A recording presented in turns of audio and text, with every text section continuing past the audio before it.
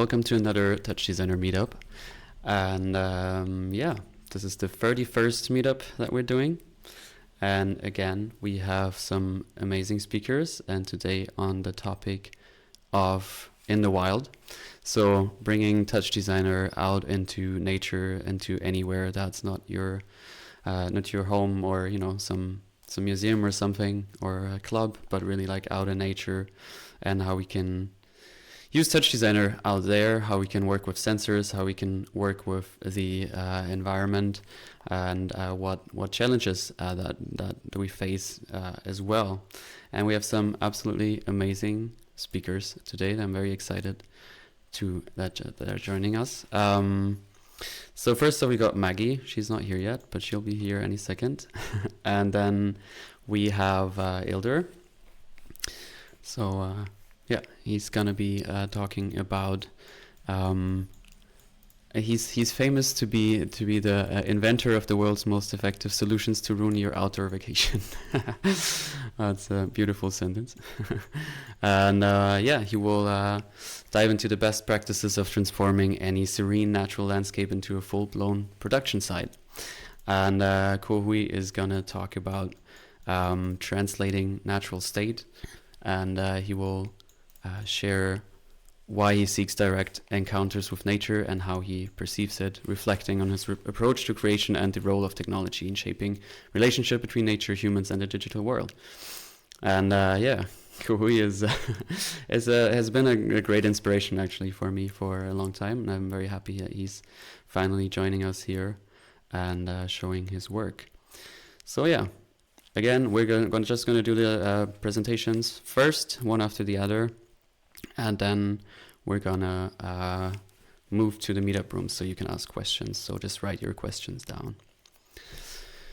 And as always, I'm happy to see where you're from. So just feel free to write that in the chat where you're based right now. And I think without further ado, we can get started. My name is Biliam. I'm your host. And I think, Ildar, maybe we start with you. Yeah, so the why I called my presentation and why did I started speaking about the way to ruin your outdoor vacation was actually like, sorry for that. It was just some placeholder because I was approached by our famous Isabel, and she shared the opportunity to join this talk with all these wonderful people. So I just didn't know what exactly to say, so that's why I put it as a way to ruin your outdoor vacation. Because, but it makes a lot of sense. It honestly makes a lot of sense, because why would anyone like spend these precious days of nature outdoorsy with all those cables, cable runs, generators, power supplies, and all this kind of things? Yeah. So, but somehow I find it very inspiring, and even like it's experiences that mean a lot to me, and I'm happy to see people enjoy the outputs as well. I also, like, most of the times I do it with our team, Kargat Studio. So we enjoy our time together doing some things in the wild, and that's the ultimate vacation. Yeah, it is ruined in a sense of using a lot of technology. We are not having a complete detox, but we do have a lot of findings while we are doing that. So I will briefly. Also, William, can you explain the format? Like, what's the time? Is it about 20 minutes or so? Okay, super. That's good enough. So let me open my TouchDesigner. Reminds me of a talk that someone gave in PowerPoint to TouchDesigner. So, okay. So the first project I want to talk about, its name is RxTX as a receiver. So, and it was about doing this custom LED sculpture. We wanted to have something very simple, like as simple as a line, which would have also 4 sides, which we can mount at different spaces to open a broader, like a broader discussion about the place itself. So because we often find ourselves so amazed by how the landscape and the relation of the like remnants of architecture of some other human-made artifacts in this landscape have a lot to say about this space in terms of its history, in terms of sociology of this context, in terms of very personal human relationships. So we wanted to somehow contribute to this dialogue by like some very simple shape, which is ultimately a line, but a line in 3D, which is actually a stretched cube, sort of. So it ended up in building a very like simple LED 2 centimeter width, very like straight line, which we would then raise like an antenna something. We found several places to do so. First of them was this abandoned abandoned hydro facility. I'm not sure how to say English. So it was in Georgia. All this concept came to us. So this was the first edition of the RxDX installation. It was a 5-meter height LED sculpture. We also tried to connect it with the laser projections. And the way we tried to approach content creation is the data visualization of a variety of sources related to the place itself. There are some more pics. We do have plans for, while this was only present in this one hydropower plant, abandoned hydropower plant in the forest of Asurete, we do have plans to extend this project to other locations. One of them is this abandoned Cosmic Institute, very beautiful location. This is actually not a picture. This is already a scan of the place. We are visualizing the future places for future installations in Unreal Engine, because there you can play around with Gaussian splats and lights, and it's pretty decent. Another location we want to do this work is this uncompleted monument around Tbilisi in Georgia. So here we plan to suspend this LED column vertically in the middle of the monument from top to the down.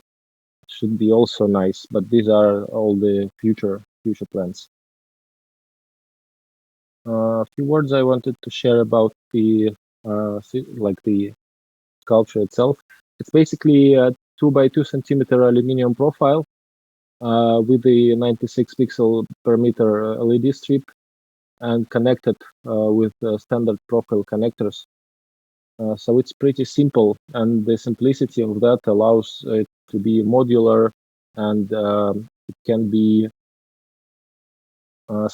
easily scaled. It can be easily controlled from TouchDesigner. It can be indoor or outdoor. In terms of electricity, it's not very consuming, so we basically run it from the car battery usually. In terms of transportation, it just occupies a very small space in relation to any other installation which you would consider as a 10-meter structure.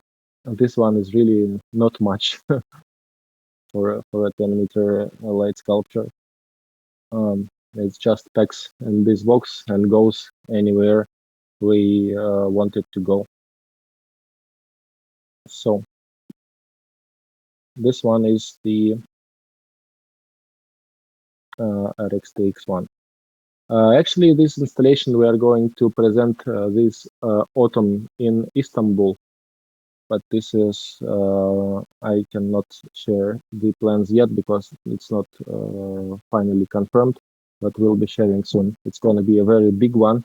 They ask for a 25-meter version because it's a big festival within contemporary Istanbul. So yeah, as soon as it's approved, I will be sharing the details.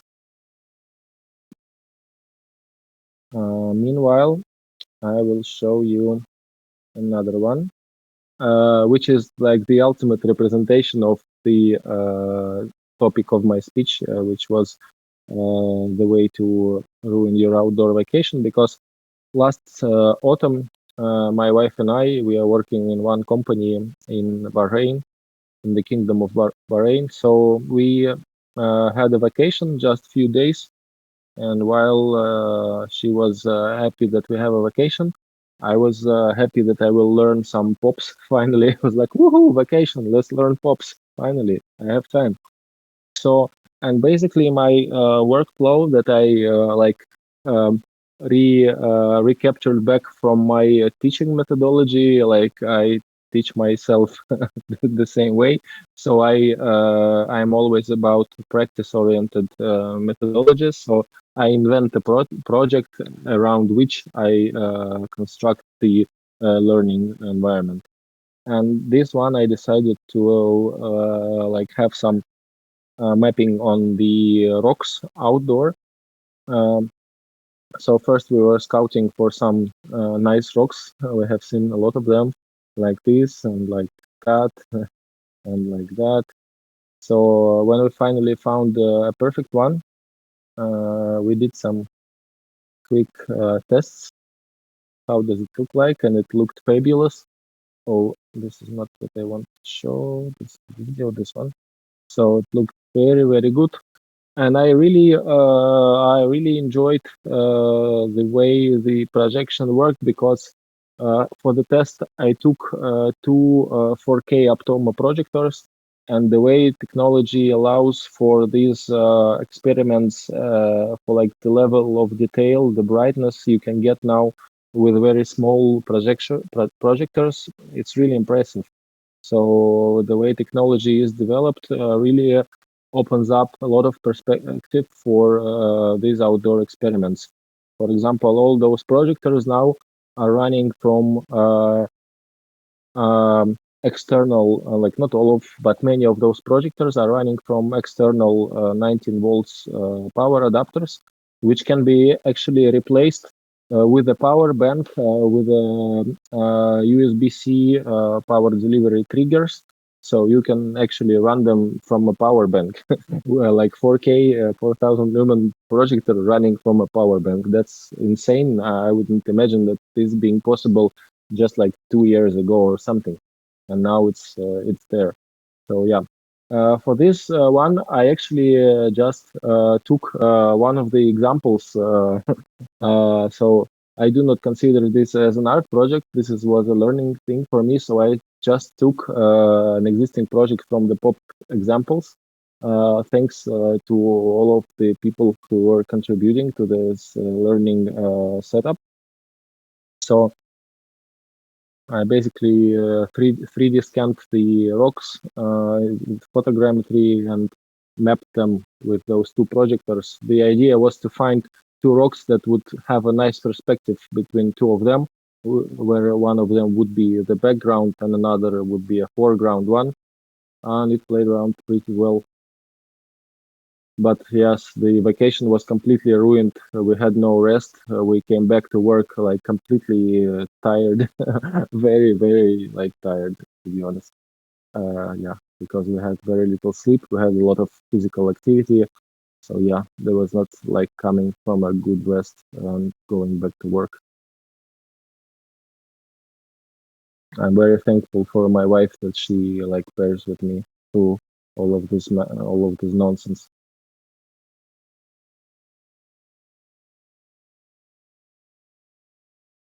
So yeah, this was a pretty cool vacation. So, and the third one that I wanted to show is the last one, which began with me walking through the office and seeing these cable management pipes.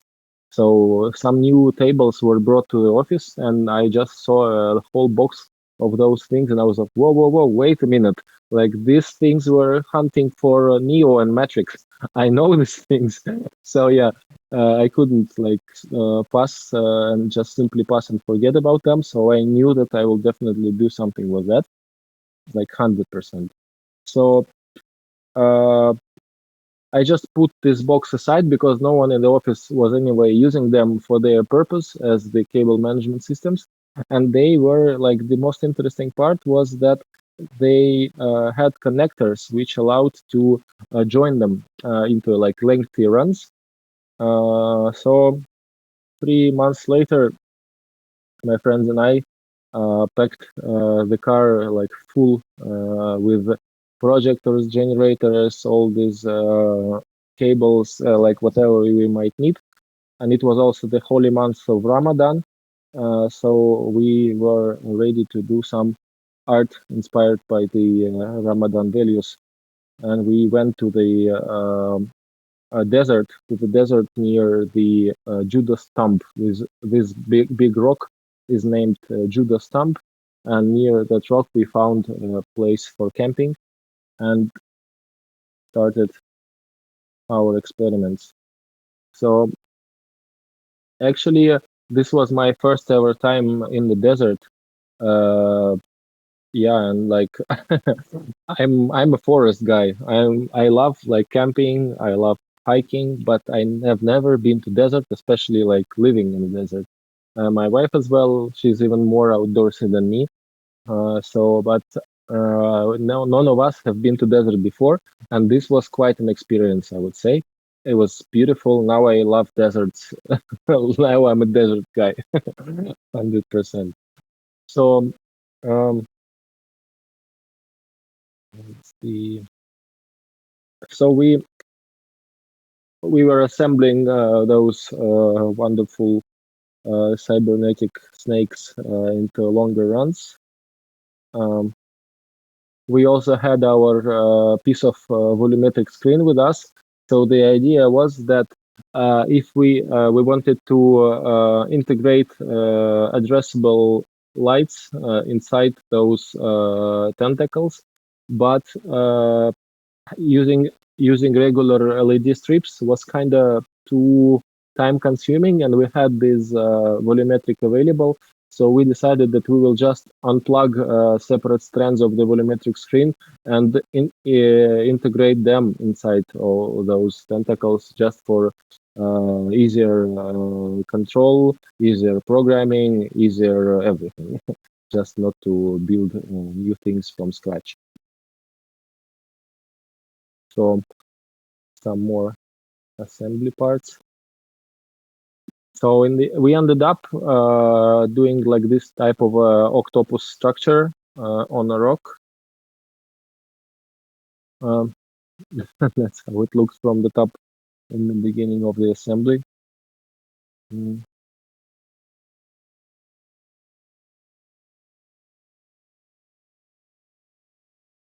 So then we also had two projectors. So like here on the left, this is the octopus itself, and behind it, we used three projectors to create a projection backdrop for this octopus.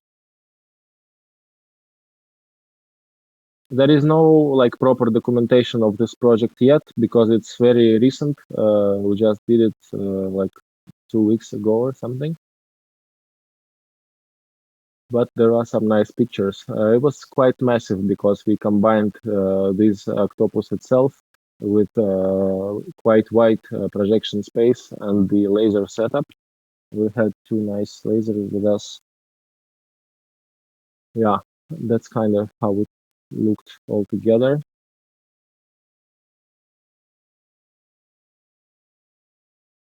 Just briefly run through the pictures. This was also one Ramadan night. There were some campers who were coming from their iftar to join us.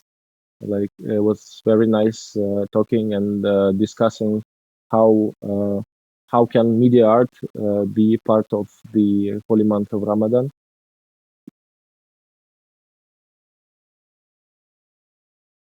Mm,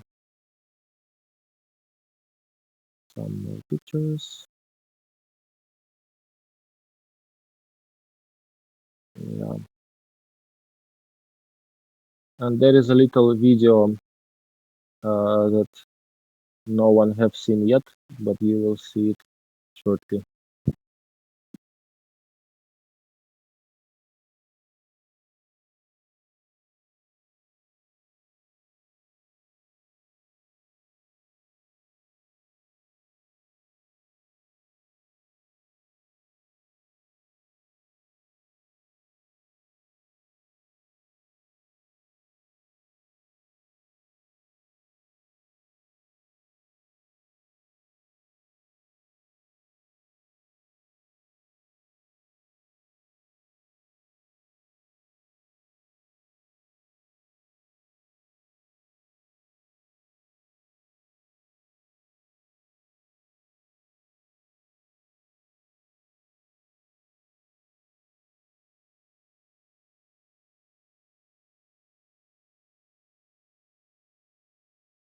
Yeah, I guess this is it from my side. Wow, thank you. So cool to see. I actually have a lot of questions I will ask later. But first off, like, how long have you been working with TD, and like, how actually is TouchDesigner like integrated there? I've been working with TouchDesigner since 2012, I guess, or 13, something like that. So about 13 years, yeah. So TouchDesigner is integrated there, like from the first project. We do previews in TouchDesigner. We do like test our content, like for this LED one. So there are actually two previous setups that we have made. One is completely in TouchDesigner, and second one is Unreal Engine running from the control inputs from TouchDesigner.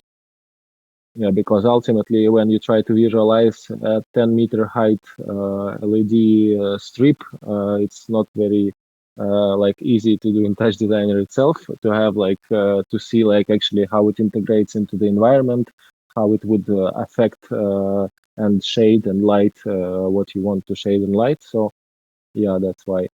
And the second project was like actually all about exploring pops. I was really obsessed with like having at least 4 to 5 days that I can spend with learning these new tools, and I was really impressive. I'm still like wrapping my head like as I said before, I do work in TouchDesigner for like quite some time, but I do lack some of the like core basic let's say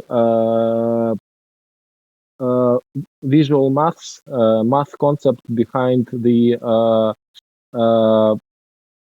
behind the GPU math and things like that.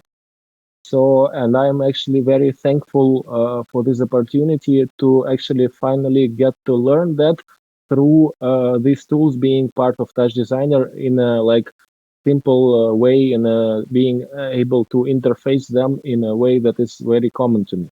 So I'm really looking forward to learning a lot more through this POPs context being introduced to TouchDesigner.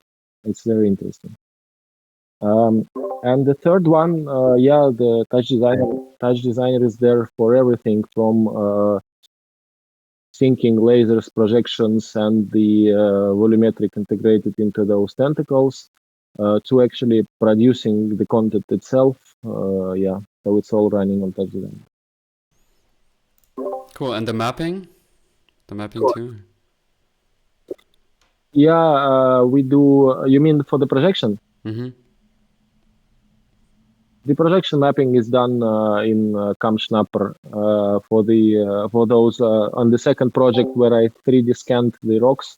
CamSnapper is used to map on the geometry onto the actual geometry. Actually, this is a very strong instrument within TouchDesigner. Like this, being able to map virtual geometry onto the physical, it's very precise. It does work even with moving geometry. So there was this like legendary project of a large scale caterpillar on one of the festivals, which was done by, I forgot the name. Shame on me. I'm bad at names, but the guys, they even posted some hints for me when I requested that on TouchDesigner help on Facebook, but shamefully I cannot remember the name now. So this was this like huge caterpillar 3D mapped in TouchDesigner, and it was done in CamSnapper. So the fact that you can feed a 3D shape and map it to an actual object, and then feed the rotation, which you can track from like whatever sensor you're using, and it will still match the actual surface while it's rotating. It's mind blowing, and this is all within our favorite TouchDesigner, which is very nice. That's amazing to hear, So because I often hear like people using external software for the actual mapping. So it's lovely to hear that you're actually using CamSniper. yeah, it did work. It did amazing job actually. Yeah, we mapped on the last project related to this technology. We mapped 14 separate rotating objects, like, and they all are rotating independently, and it all works like a charm. Cool. Wait, cool. No. Yeah, thank you. Thanks a lot. And to everybody who has more questions, I also have more questions, but yeah, we'll do the meetup rooms afterwards, so you can ask questions to all the presenters afterwards. So now I'm gonna add Maggie here now. I hope that works.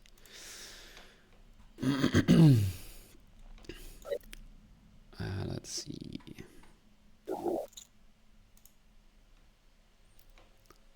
It doesn't really do anything.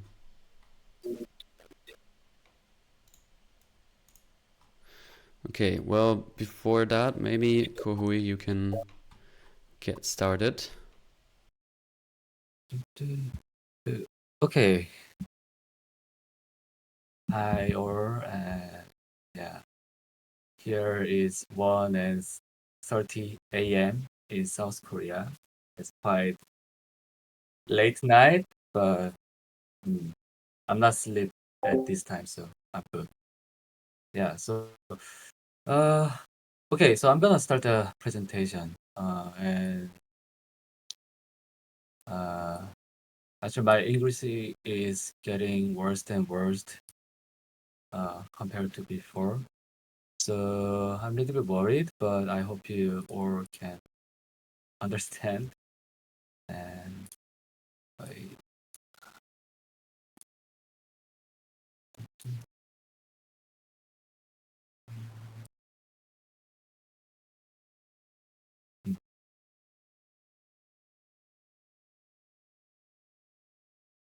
okay. Where's this?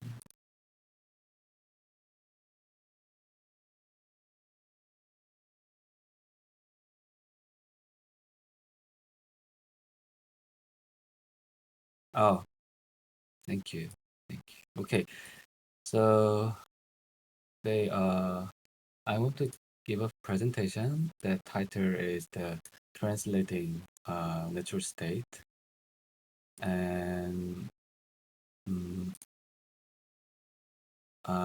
to introduce myself, my name is Kohui, and I'm based in Seoul, the South Korea, and I really love to making audio visual with creating the algorithm and connecting to the sound and the visual.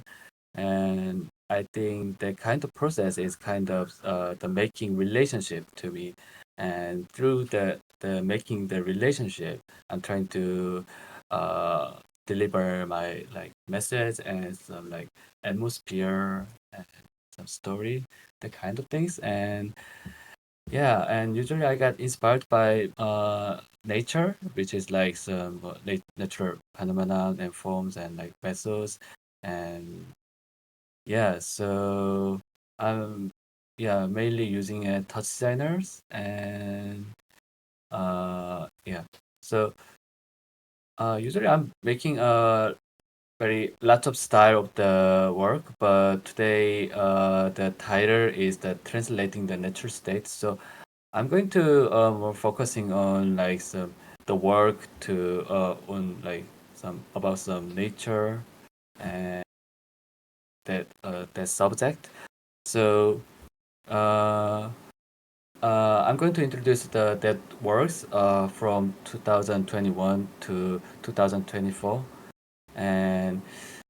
and these works are about some more like some audiovisual experimental works, but this work is not is also kind of some relating about to nature, that kind of things, but it's more like some experimental works. So I'm not going to introducing this work and also this work this day today. You can find these works on my website or Instagram later. And but instead of this introducing this work, I'm going to talk about more like some yeah the nature, the work the made in nature. I don't know. Yeah. Anyway, yeah. So uh yeah, like many other some digital artists, and I'm really working on the front of the computer every day and every day. But I really love the nature, and I had some memory about to some very familiar with the nature when I was a kid. So I always miss the nature, and I got many inspired by nature. But I'm really not I couldn't have many chance to uh, make some experiencing to the nature. And so it's very ironical the moment, because I got many inspired by nature, but I'm really not going outside. So I'm trying to go outside and trying to really feeling the nature through my works, and it really changing me a lot. So it started from the 2021. And uh in the like corona the covid time, I was usually stuck in the house, and just I can go to the park, because other restaurant and shops are always the closing. So, and that the moment is really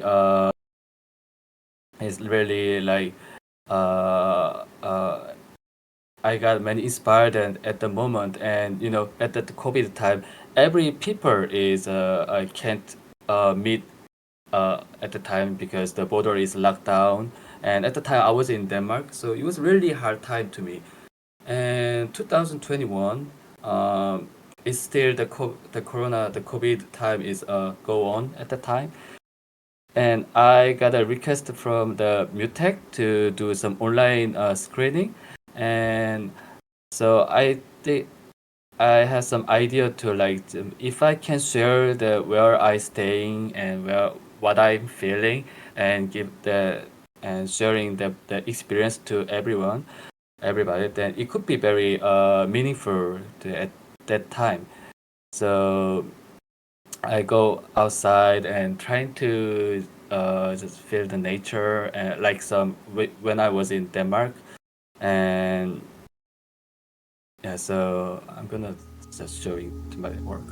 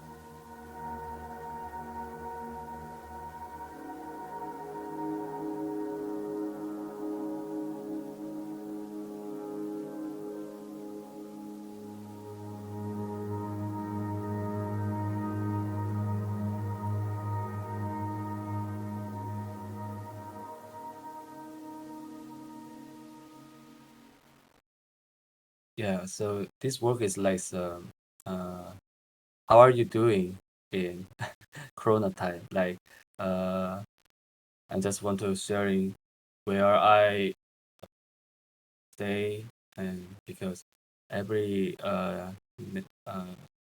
every nature is different at the city and the country. So I think it's really meaningful at the time, and I just so at the time when I'm making this work, I just bring my laptop and with the 360 degree camera, and I bring that camera, the 360 camera in that video in real time in the TouchDesigner, and I prepare some the object like the kind of some like the sphere and like some abstracting the things, and I adapt that 360 that video to environment map, and so I want to like some uh, put my the digital object into the real world, so it can be like some the my one of my the language. So yeah, so it's just like when I'm trying to find some location, some location is like already planned, but some few location is like just driving in a car and just found just stop at somewhere and like, oh, it seems like very good place, so let's go and yeah let's do some live. So that kind of process was in this work. So it was really interesting project, meaningful project to me, and yeah. And yeah, from this work, I'm starting to talk about the nature a lot, because I was like trying to just sharing experience in the nature is I believe it's still meaningful in this time.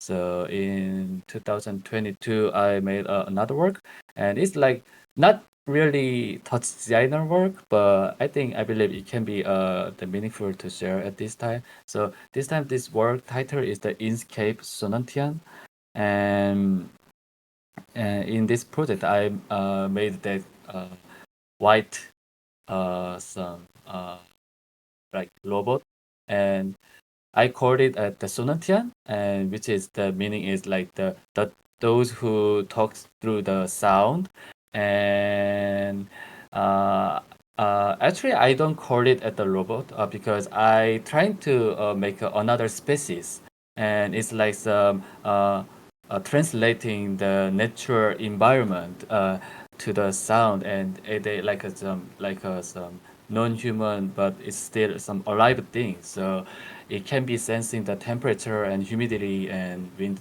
direction, wind speed, and that kind of some things, that kind of things. And I collaborate with some hardware engineer, because I'm really software human, so I got help a lot. But and then I that temperature, humidity, that kind of the all the data is like coming from the nature is like it can be it's I just call it the data, but it's really like really exist thing, right? And all the place is has a different the temperature and the humidity. So I just want to share to the people like all the moment and the place is different and meaningful. And so I just put that the Sonantian and trying to like this is really and it's just translating that all the things into the sound, so people can just hearing the sound, and they're starting to feeling like that the nature. So yeah, so using that the data to changing into the sound.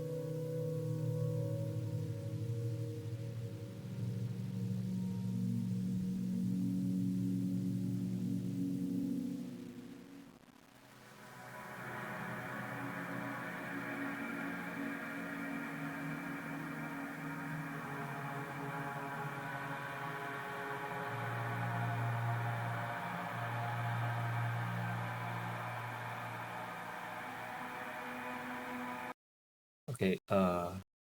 So in the exhibition, I just using CCTV. Is it the English, Korean English? I don't know. And the camera. I just put the camera up front of the all the Sunantian, and then bring all the video and the data of the Sunantian in the real time to the exhibition hall, and it's turning into the sound, and just people are just sitting and then watching the Sunantian real time and hearing the voice of the Sunantian. Yeah, and yeah. So when people are visiting the morning, and then yeah, the Sunantian are singing like some morning sound, and the nighttime is they make it that the another different sound. So so the one of the idea is starting from some fake news or the kind of things, because the nature is really exist, but sometimes the people are talk about some is like some fake or something. Yeah, that kind of thing is really a big problem on these days, and so I just want to showing the nature, the environment, and using it the Sonantian to um, as a communicator, which is not non-human but also like the human made. So, and I'm trying to not the seeing the Suntian as a robot. I believe it's like one of the like new species. So I gave the name like Auto Ele Ete, and I try to make a different head shape. So me and my friend using like lots of some urethane and resin to like make a shape, and it's really yeah fun process. And then in next year, 2023, want to try another some challenging like some in the Inkscape Sonantian. If I showing the if I using a Sonantian as a communicator between human and the nature, and in this work, uh, if I can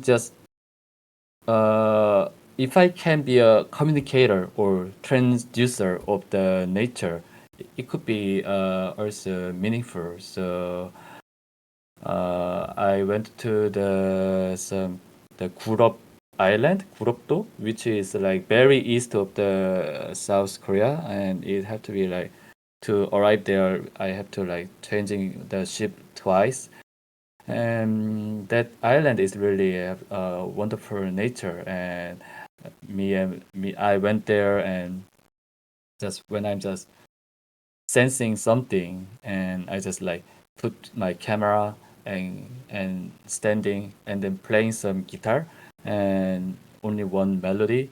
So I took like the film like 20 or 30 the times, and I collecting all the moments and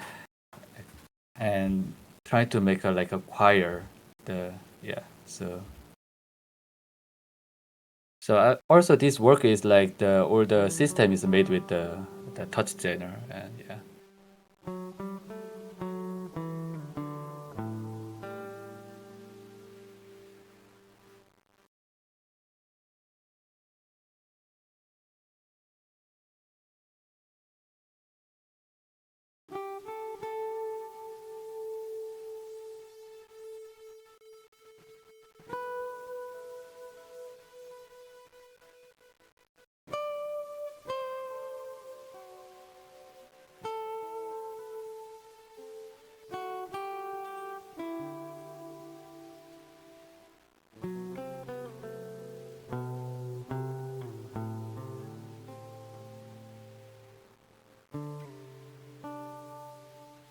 So every video size is like same as the volume size. So I controlling the size of the video, which is like volume.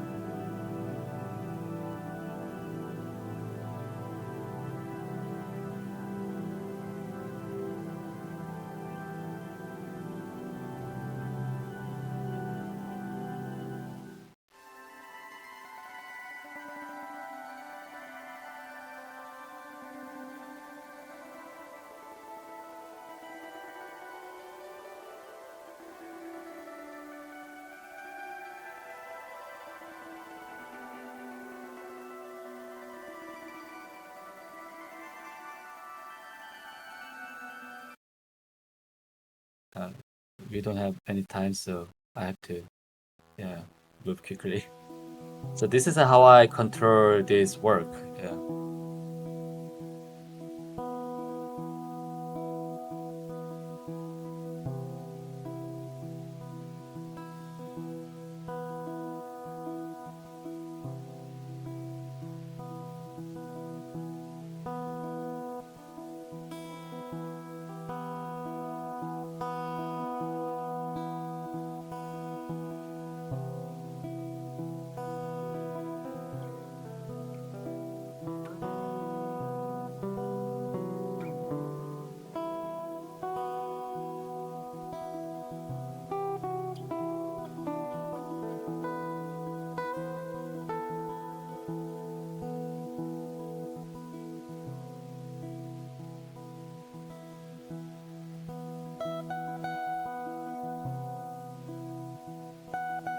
Maybe this is too long, so yeah.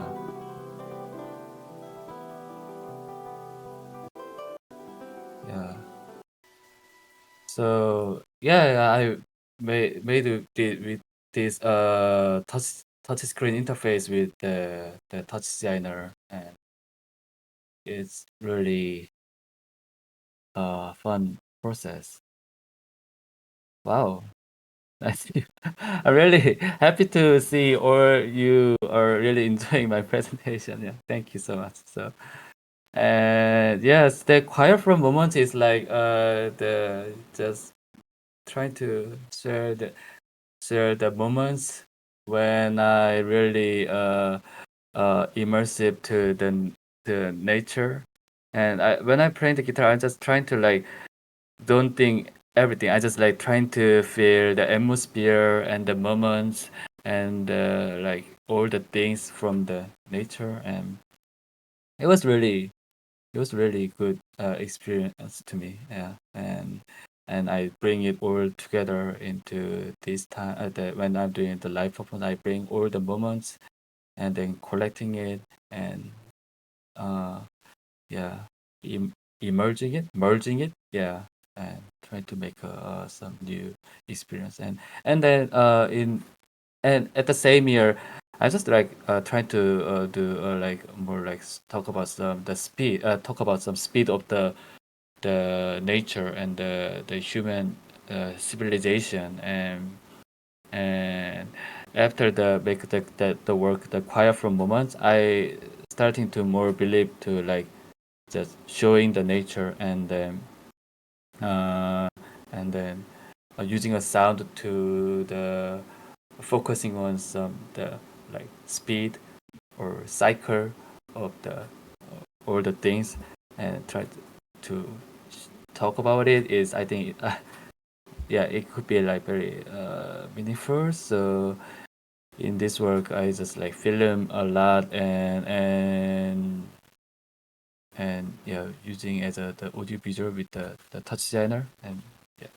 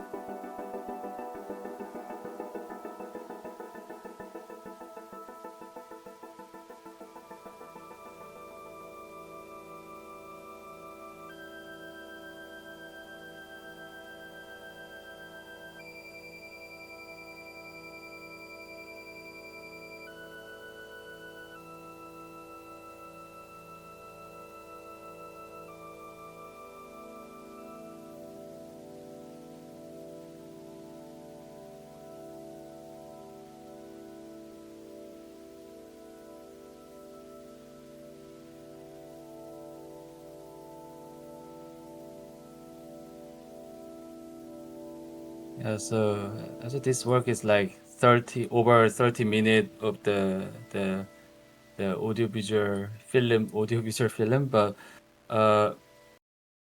to do a live performance, all the video, the scene is really matched with the sound. So I made all the system with the TouchDesigner and trying to showing as the 4K, yeah, and it's really harder than I thought to make the system. And yeah, and the work of the dispersive is like just trying to the how we are living in the fast in our civilization, and how the cycle and the speed of the nature is different with our life, and how far away from the nature. So I just want to share that with that the story with the many film and the sound in this work. And next year, 2024, it was so like it, I made this the record for disappearing beings. This work, so is the Hyundai Art Lab asked me to do some digital commission, and I want to trying something new, more like some research thing, and I want to talk about some endangered plant. And if I just talk about the endangered plant, it could be meaning for to many ways, uh, like just showing the situation of the nature. So and the people are really not don't know what kind of the endangered plant is living in our world. So with their sponsor, so I think like maybe I can like get access to the endangered plant. Yeah. So this work is on the Hyundai Art Lab website, so you can try later. It's, and so yeah, so to access to the endangered plant, I have to get approved. I have to accompany with the National Institute of the Ecology, which is like they're managing all the endangered plant in the Korea. So we went to some very natural island, which the called Jeju Island, and that we exploring the mountain a lot, and we went to the many endangered plant location, and I filmed it, and I bring all the things, and I'm making it into this audio visual work.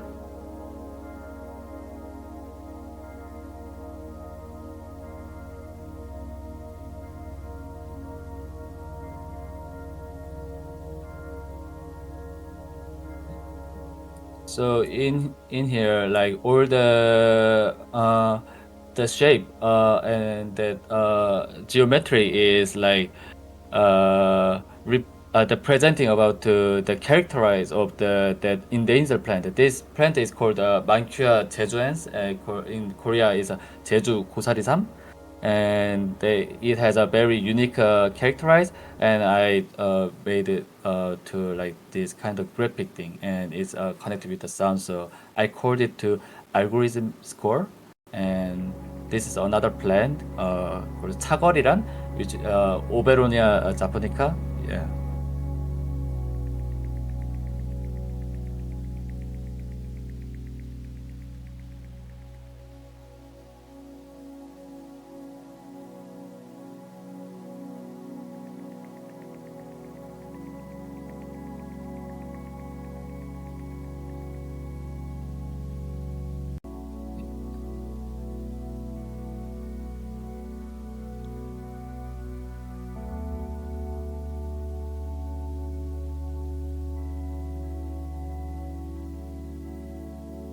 Yeah, so these works are available to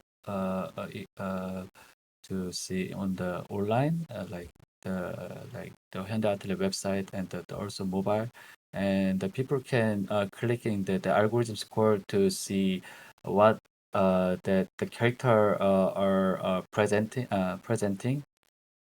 So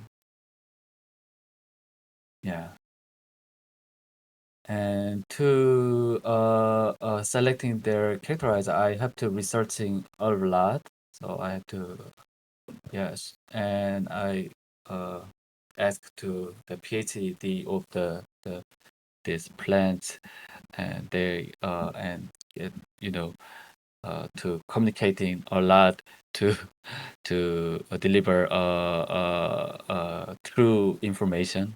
Yeah, and I changed it to like drawing many some shape of the algorithm, and then I made this animation in the TouchDesigner. Yeah. So yeah, it's over. Yeah, it's already 30 minutes already. So yeah, this the record for discipline beings is like some the record. The meaning can be like music record or some record as a data and the memory. Yeah, yeah, and there's some article. So if you want to know more about this work, you can see this article on the Hyundai Art Lab website. And yeah, so the title of the translating natural state is like I just like believe I believe the art is a language to me. So and I really want to mm, uh the you get how do I forgot the instinct. I really want to immersive to my natural state, which is like the instinct of the nature, and find some very like beautiful things and lots of inspired from nature, and then trying to deliver to through my artwork, and I believe it's a language.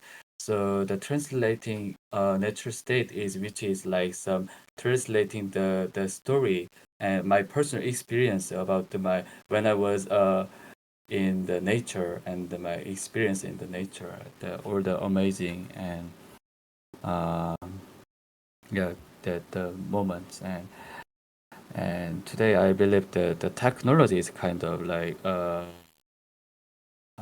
we met lots of experience in the virtual and online, and I believe it's like kind of delivering of experience and edited experience, or maybe fake experience.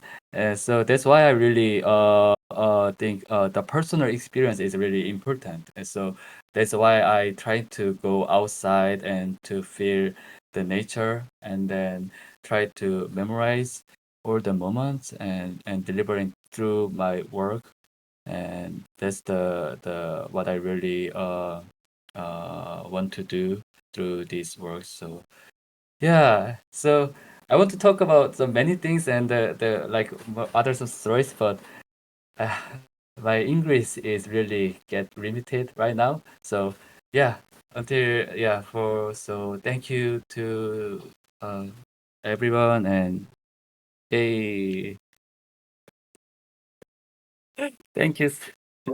Wow. Thank you so much, Kohui. That was incredible. Um, to finally see presentation of all your works. Really, really well done. And yeah, like I don't know, your general like sense of aesthetics is so inspiring to me. Like especially the newest one, like the most recent one for the Hyundai thing. With the endangered plants is just beautiful to me. And generally, like what you said, not only during COVID, but generally, I think a lot of us don't go out enough into nature. And I definitely don't. And I really, it's very inspiring to me to go out and really connect to nature, and then again connect that to not just some random data sets, but really just to connect it to data and then make it beautiful. And then also even through installations you're bringing it back kind of to the people, right, to the city, sort of like you're going out into nature interpreting it, and then you're bringing it back to the city, and that I think is very, very valuable. So Yeah, amazing. when, yeah, when we do touch designer, sometimes we found some nature in the like in the noise or somewhere, when we making some the touch designer things, and I believe and yeah, and I believe all the people have some their own natural state and instinct of the nature, but but sometimes the people are talk about nature, but they have some attitude of the consume the nature. So I just uh trying to not to consume the attitude of the nature, and trying to go outside and and trying to make some the personal experience, and then you know yeah, and Yeah, I know it's what you. hard to talk. Yeah. Mm. Yeah, thank Anyway, you. thank you. Yeah. Thanks so much for presenting. Yeah, if you guys have any questions in the audience, then yeah, note it down. And yeah, hello, Maggie. We're gonna move over to Maggie, and then we're gonna open up the meetup room so you can ask questions. Hey guys, I am super happy to be here with you all. I'm Maggie, and I'm an artist and technologist based here in Brooklyn. Today I'm going to talk to you about how I use TouchDesigner to design and create site-specific works, and do a bunch of light experiments out in the woods. So when I say in the wild, for me it's not so much about placing installations in nature, but trying to redefine how we interact and experience those natural spaces through technology. I grew up in the South, and so I spent a lot of time in these woods as a kid. So just the idea of trying to reimagine those spaces is something new for me. It's just very exciting.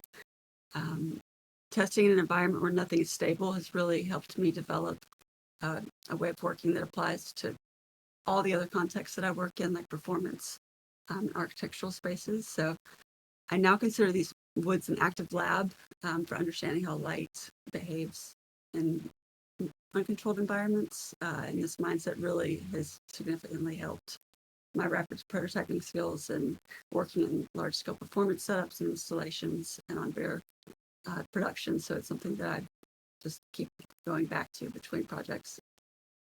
But when I started learning TouchDesigner just a couple years ago, I would build every network pretty much from muscle memory, just to try to get it ingrained in my mind. And so I create all of this from scratch. But now that I'm more concentrating on learning new mechanics, I've started to develop reusable modules that I can integrate into pre-existing networks. But these experiments are definitely full cycle. I hand build all of the systems from scratch. So like for this one, I built 32 60 pixel 1 meter LED tubes from these polycarbonate black diffuser tubes, and put them across a half-acre plot in the forest, and then use pixel mapping with TouchDesigner. So it's a super personal process for me, just because everything is very hands-on, and I think by knowing all of my materials so sincerely, it really makes me feel more experimental, and it's also very empowering for me to know the ins and outs of these systems. And what's really great about building these systems to be modular is over time, once I've gained a greater understanding of like power distribution and signal control and performance optimization, these little experiments can soon be scaled up and to any larger context.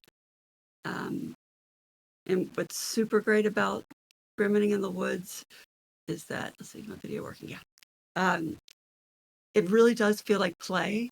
I'm not attached to any outcome. And so it's the pressure of having to work with such precision, or with like big, very particular budgets for these larger studio work environments. This is just the complete opposite. And so it's really a way for me to play and just stay connected to my materials when I'm not involved in those.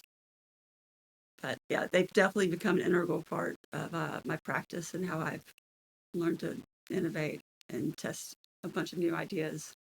Because I love working with light. I've always been fascinated by light as a kid, and it's an unbelievable way to change how I feel. And to me, it behaves like a signal, but it just has this unbelievable presence that has an aliveness to me that is just palpable when I'm working with it. Um, so just to give it that even more sense of aliveness in these spaces, that to me it becomes almost like a living entity. It's so far beyond light in any other context. It's a really, really special experience. This is another one down in Alabama, just trying to reimagine the landscape. I try to take the lights into the reds once the sun sets, just to be respectful of all the little critters in the environment.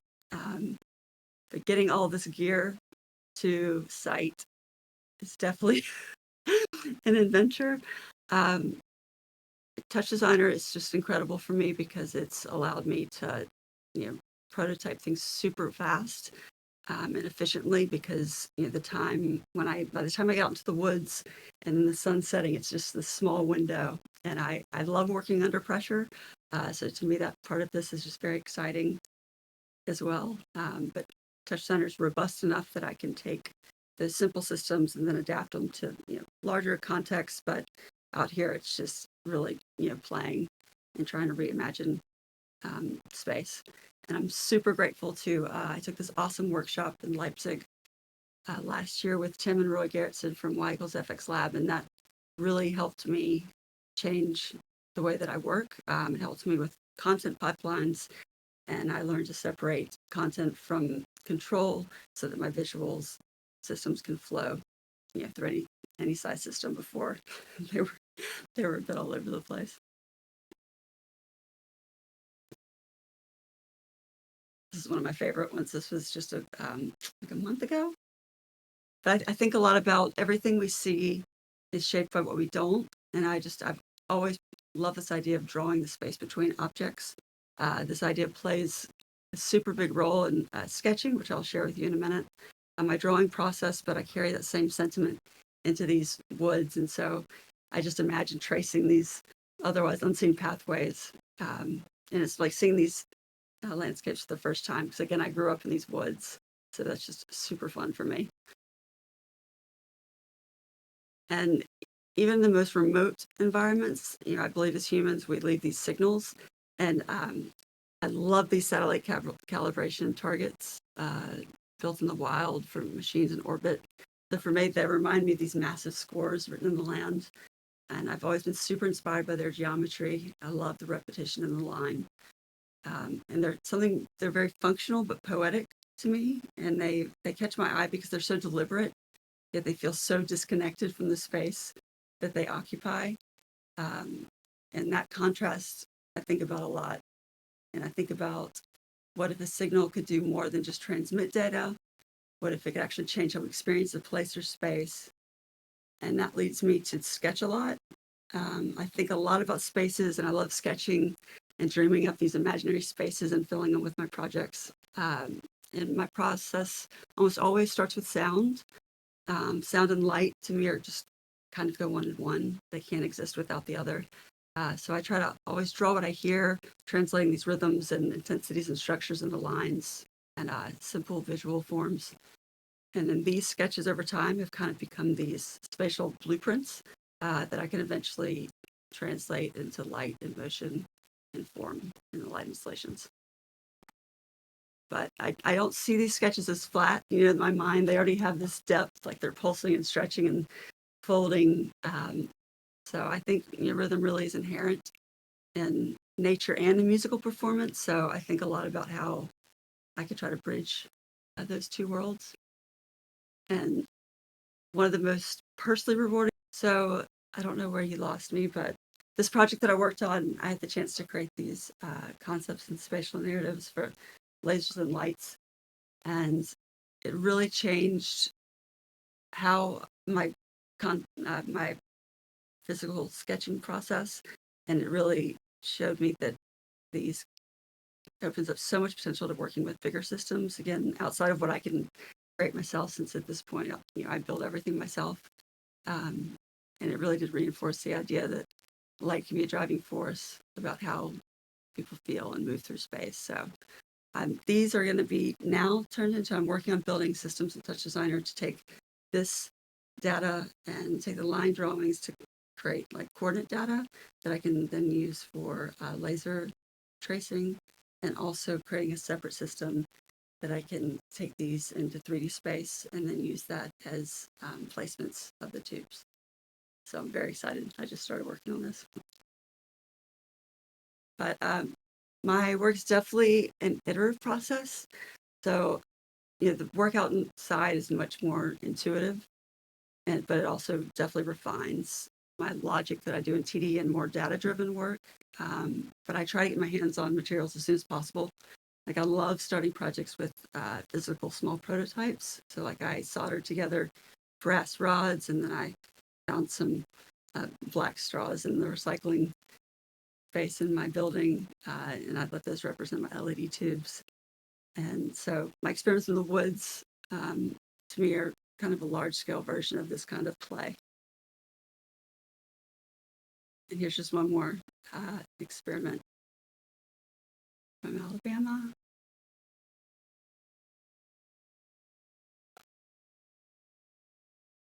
So now I'll just finish. I'll share a few examples of how my experiments in the woods have been translated into ideas for my indoor projects.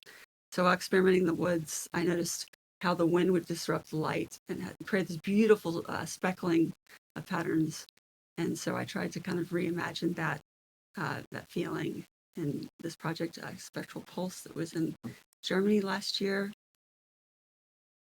And again, I love hand making stuff. I love the physical act of creating. To me, that's as much about as the final result of the project. So this is just a time lapse of me making that project.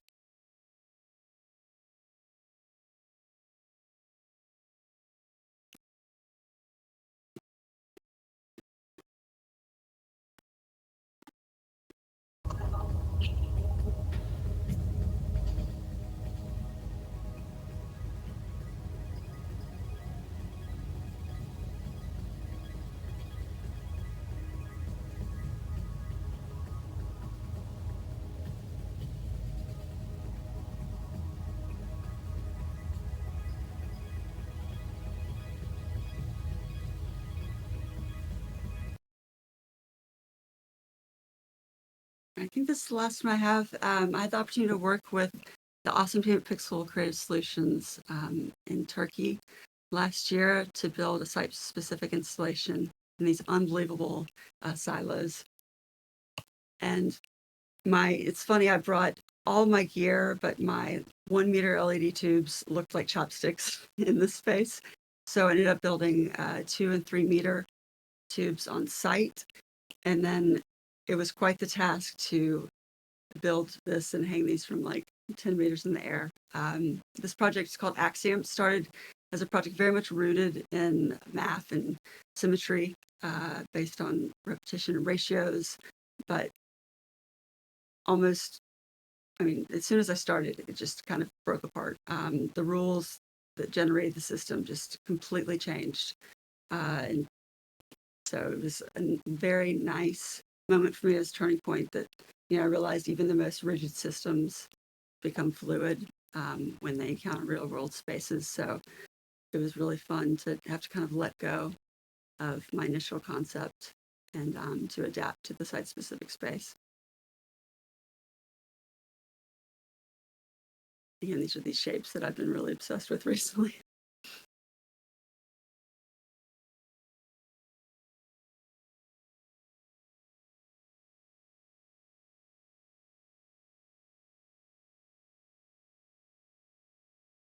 Yeah, I think that's it. Thanks a lot to you. Amazing. So cool to see again, like, yeah, you bringing out TouchDesigner into the nature. I've really got to start doing that. It's really cool. I wonder, like, you quickly mentioned that it's not easy, but like, how do you bring all this stuff there? And is this just you, or are you like usually working with some other people? It's just you. Just me. Yeah, Okay. it's a journey. I, A lot of backpack. My parents had this old generator, like battery pack, so all the stuff's run off of 12 volts. Um, so I can get a lot of bang for my buck. But yeah, it's definitely very labor intensive. But to me, that's kind of the fun of it, like being out there alone at night. There's just nothing like it. I've learned like if I don't pack up on time, having to get everything back, it's just mm-hmm, it's a bit tough. Yeah, I bet. But So yeah, you I just prepared the TouchDesigner file sort of before, and then you adapted on scene. yeah, I'm refining it over time so that I have to do less work. Prior, like I never previs anything for these projects. It's really just about playing. And whenever I have any idea in mind, nothing comes from it. Whenever I go out there with just the intention to have fun, it's something really special happens. Mm-hmm. Um, I bet. yeah. Yeah, actually, yeah, both like in two directions. That's really true for me too. Like if you go outside, I just get inspiration from nature, and on the other hand, just start when you start actually doing it, then the inspiration comes too. So Yeah, yeah, combining that, absolutely. going out there and then starting, I'm sure that will trigger a lot of inspiration. Yeah, cool, amazing. Thank you for sharing. So I will stop the recording now.